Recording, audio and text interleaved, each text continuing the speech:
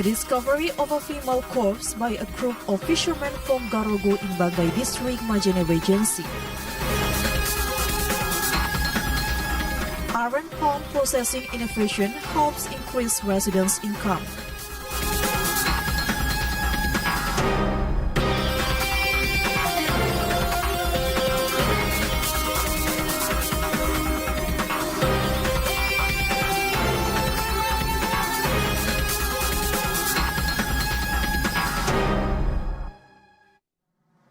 Assalamualaikum warahmatullahi wabarakatuh. Welcome to Sulbar News. In 30 minutes, we are going to give you a highlight information from this week. You can also watch our late broadcast in our YouTube channel, TVRI Sulbar. With me, Marwa Bidin, this is Sulbar News.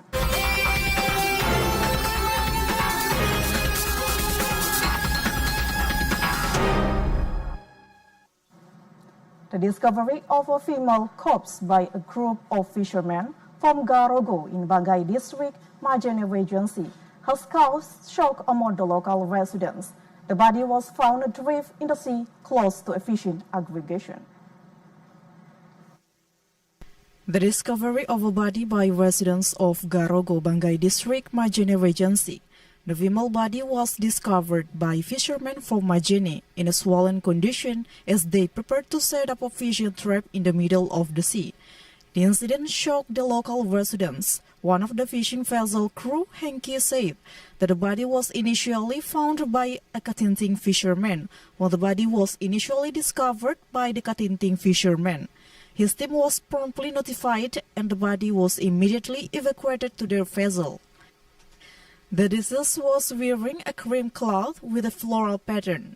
Henki stated that when the body was found, it was already swollen and floating in the waters of Mapili, precisely in the waters of Buku village, Polimanda Regency, with a distance of 1 nautical mile from the shore.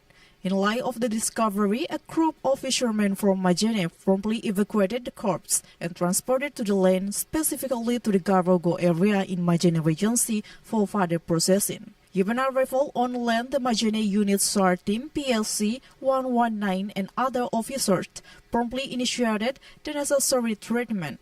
He added that based on the victim's identity, the body was immediately taken to its origin in the Mapili District, Polimanda Regency. Aswar Abdillah reported. Women's Group PKK as well as Livestock Farmers Group in Limboro Rambu-Rambu Village, Majene Regency, participate in the Iron Innovation activity.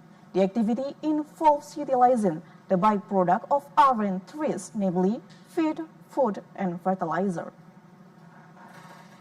This is the situation when residents of Limboro Rambu-Rambu Village, Tamerodo District, Majene Regency, flock to participate in the training and innovation activities of iron, a project of the Ministry of Culture, Research and Technology through the Kosa Bangsa 2024 collaboration. A number of residents, including women from the PKK, farmers groups and livestock, working to carry out activities utilizing the remains of iron trees, which are usually discarded, such as fruit and stem, now have economic value due to this activity. Ruth Damaria Haloho, the activity coordinator, stated that the palm fruit is processed into natural and sugar, while the palm stem is used to create raw materials for local noodles and other unique products. This innovation is particularly noteworthy as the processing train is fully utilized. It is converted into organic fertilizer, which can fertilize soil without chemicals, and also into an economical animal feed. Rudamaria Haloho added that through the program aims to facilitate the utilization and development of local potential, thereby stimulating community economic growth and improving residents' welfare. Meanwhile, this activity also received considerable appreciation and enthusiasm from the community as it regarded as highly beneficial in utilizing the remains of palm garlic into a more economically valuable form as a food and fertilizer material for farmers. Aswar Abdillah reported. A total of 26 applicants for government employee position with work agreements in the first batch were deemed to be unsuitable for the position following the administrative selection conducted by the Regional Personnel Agency of the Government of Sulawesi Province.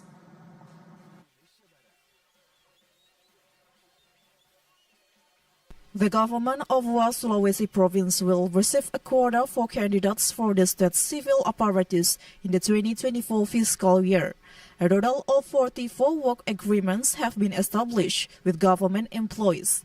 There are 44 formations available, 9 are for teachers, 14 for health workers, and 21 for technical workers.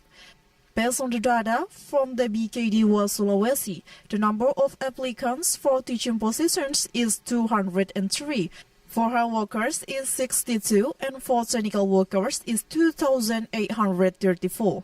However, following an administrative verification process, the selection committee identified 26 technical personnel applicants who didn't meet the required criteria.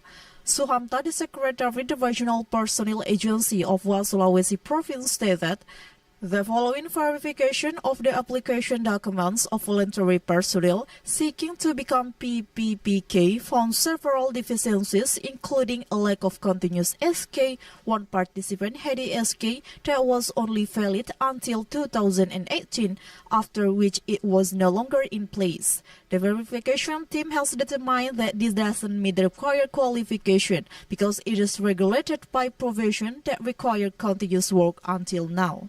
Suhamta stated the applicants for the state civil apparatus PPPK who are declared to have passed the administrative selection will next take the exam, which will be held at the UPT-BK in Mamuju. However, the Sulawesi BKD is still awaiting the official schedule from the UPT-BKN regarding the implementation time. Muhammad Syapri reported. The acting governor of Sulawesi, Bahtiar Baharudin, has encouraged all regional government organizations to enhance collaboration with central government in order to facilitate the investment of program activities in Sulawesi. In order to increase visit to Sulawesi province, acting governor of Sulawesi, Bahtiar Baharudin, encouraged all regional government organizations to enhance their networks and collaboration with central government partners. This was done as a part of promotional and visitor attraction initiative for the Sulawesi region. He stated that in line with the activities carried out by the Director General of Politics and Public Government, it can serve as exemplar of how regions can increase visit from various provinces to make them want to visit Sulawesi. This was confidently included. The acting governor of Sulawesi, Bahtiar Baharudin, gave the opening speech at the social community activities which were carried out by the provincial government in collaboration with the Director General of Politics and Public Government of the Ministry of Home Affairs. Baharudin stated that the addition of activities inviting various partners can enhance the value of the Sulawesi province. He believes this can be part of tourism promotion strategy as well as means of improving the local economy and supporting small and medium-sized enterprises in Sulawesi. He therefore invited all regional government organizations to improve communication in order to identify and adopt various programs run by the ministry in partnership with each regional government organizations. The provincial government is hoped that increased visitor numbers to Sulawesi will provide an opportunity for the government to drive economic growth in the region, particularly within the tourism sector and among UMKM stakeholders. Muhammad Idrus Rahmat Tahir reported. Coming up next, residents complain about several potholes. SMKN Satu Bangat supports nutritious meal program. We'll be back with more information. Stay with us on Sulbar News.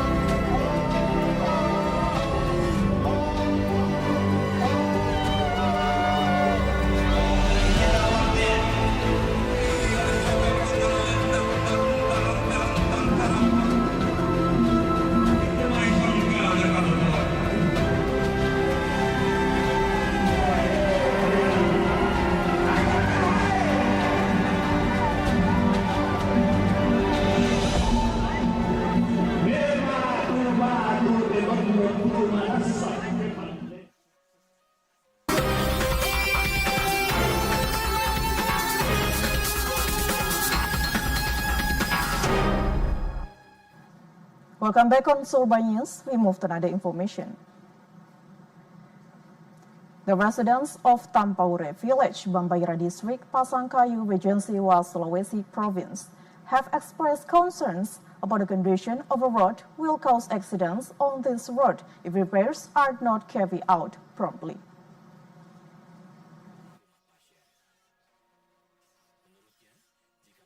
This is the condition of the Trans-Sulawesi Road in Bambaira District, Pasangkayu Regency, Sulawesi.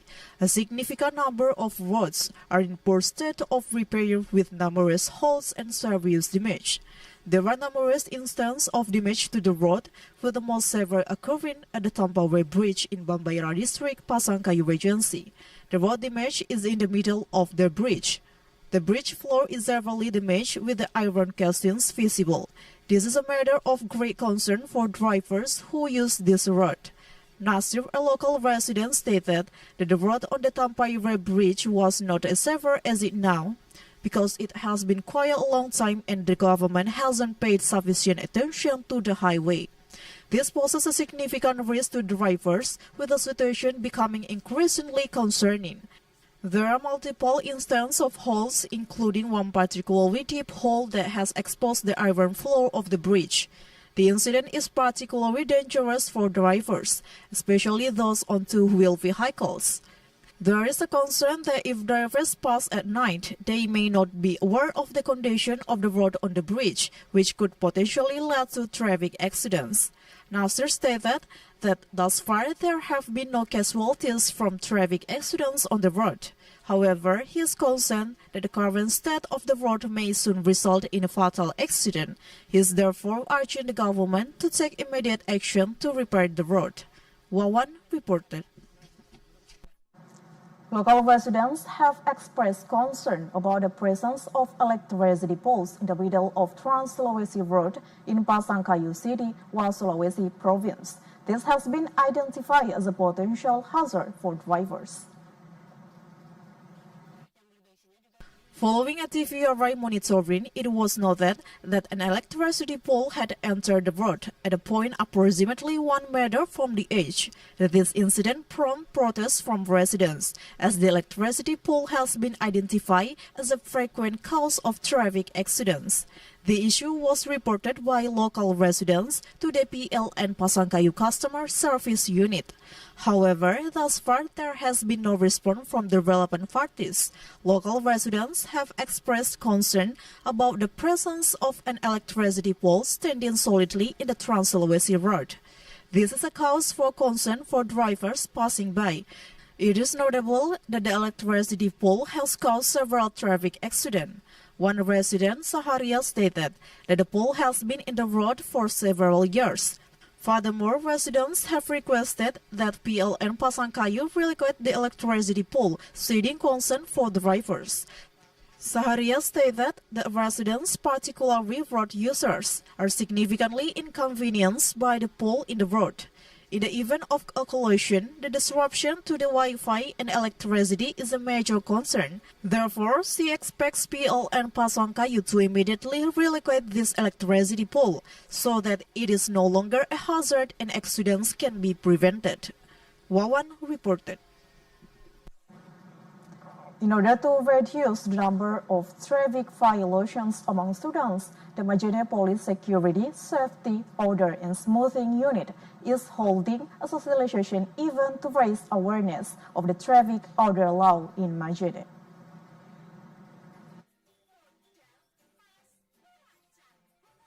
The high incidence of traffic violations among students in Majene Regency, the Security, Safety, Order and Smoothness of Traffic Unit of Majene Regency intensively conducts socialization at every school in Majene Regency.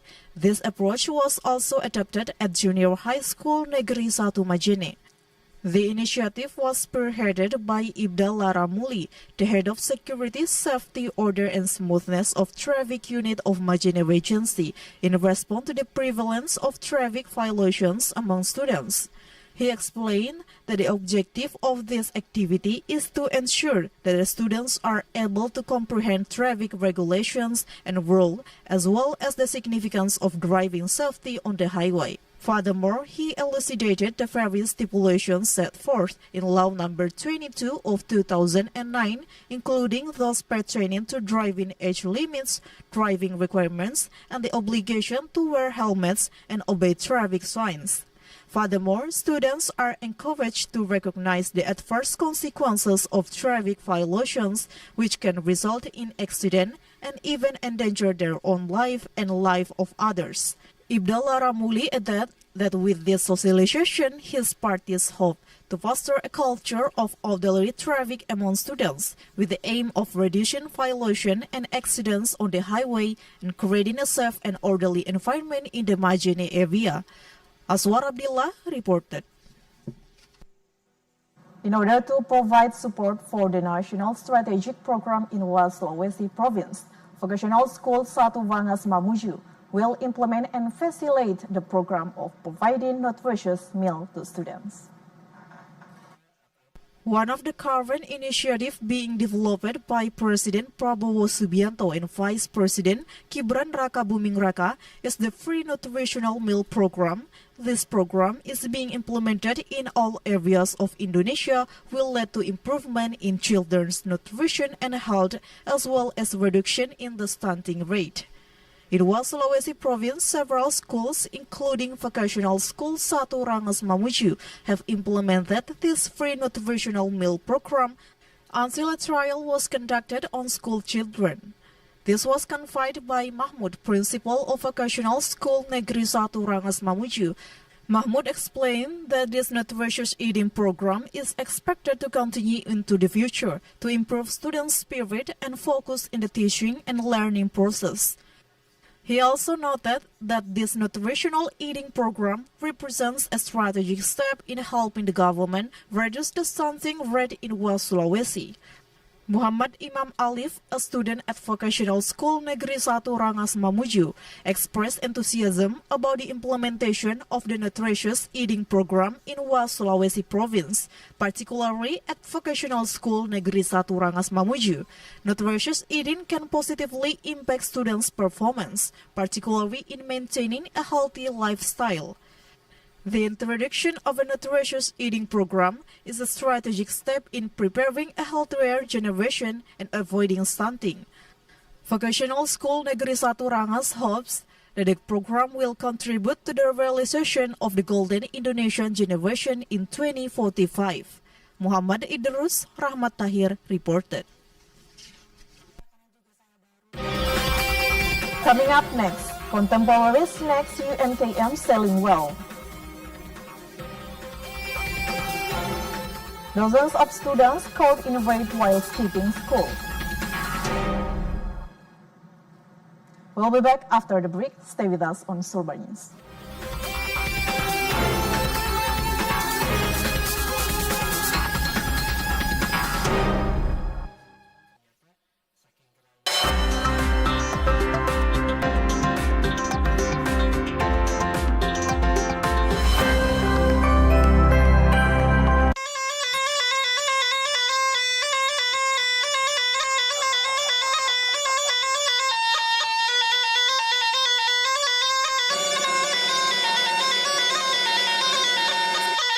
Budaya warisan leluhur yang masih terjaga hingga kini, tak lekang di gerus zaman.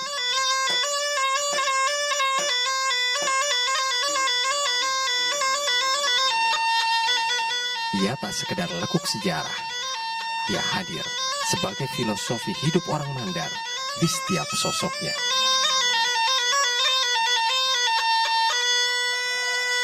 Di dalamnya mengandung budaya, seni, dan mistis tercampur menjadi satu.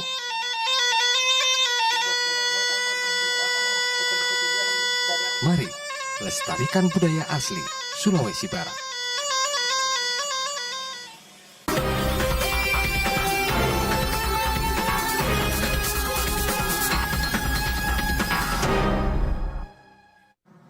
Welcome back on Sulbar News. We move to another information. A total of 56 village heads participated in the audit conducted by the Polowali Mandar District Inspectorate Office in Sulawesi. The audit focused on the utilization of village fund budgets in 2022 and 2023. The audit team from the Inspector's Office of Pololi Mandar District, Sulawesi, has summoned 56 village heads. The purpose of the meeting was to conduct an audit of the utilization of village fund budgets in 2022 and 2023. 56 village heads in attendance from Mapili, Bulo, Luyo, Matanga, and Campalagian district. Furthermore, the Pololi Mandar Inspectorate Audit Team has scheduled the summoning of 144 villages over a period of 3 days. This investigation was conducted as a follow-up to a letter from Subdirectorate 3 of Special Criminal Corruption and Criminal Acts of the Sulawesi Regional Police regarding alleged corruption and criminal acts in the use of village fund in 2022 and 2023. The head of the Inspectorate of the Pololi Mandar Regional Police, Ahmad Saifuddin, stated that the investigation instructions from the Sulawesi Regional Police were assumed by 35 audit teams and village heads, were directed to be accountable for the report on the use of village funds. Furthermore, the head of the Pololi Mandar Inspectorate stated that any individual found to have misused budget funds will be given 60 days to rectify their situation. Should they be unable to return the state losses, legal proceedings will be initiated. Jalal Kalaki reported.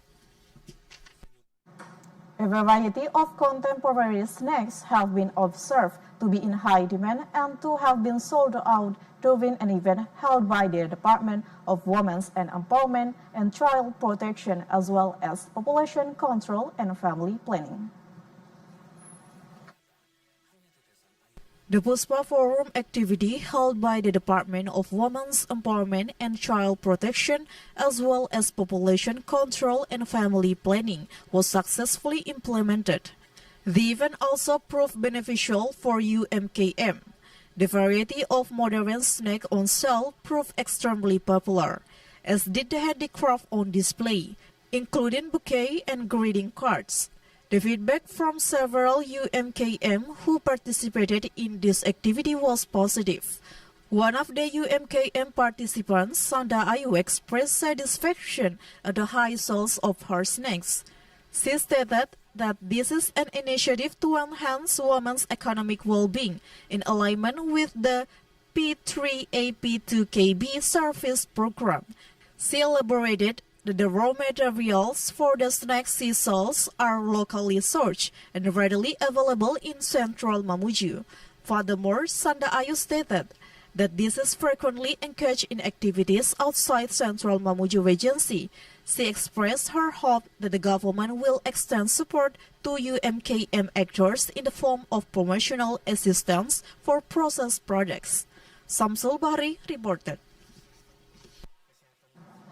Police officers from the Anriapi subsector of Pololi Mandar district successfully apprehended dozens of students who were hanging out during school hours.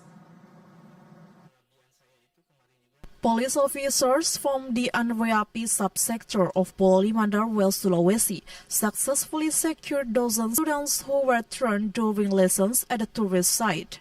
Upon apprehension, the suspects were rendered helpless. Furthermore, the students were promptly searched, during which time the police successfully located 4 packs of cigarettes and domino cards in the pocket of several students. The students apprehended during the operation, including 21 high school students and 4 from junior high school. Anriapi Police Chief Aibda Surman stated that this patrol was conducted in response to reports from residents about an increase in students using the school premises during school hours. The students were promptly given instruction and informed that they would face disciplinary action if they didn't comply. At this time, the Anriapi Police Chief advised tourist owners not to accept students during school hours. Schools are also expected to be more disciplined in managing their students. Jalal Kalaki reported. We'll see the weather forecast for tomorrow in 6 regions in Sulawesi.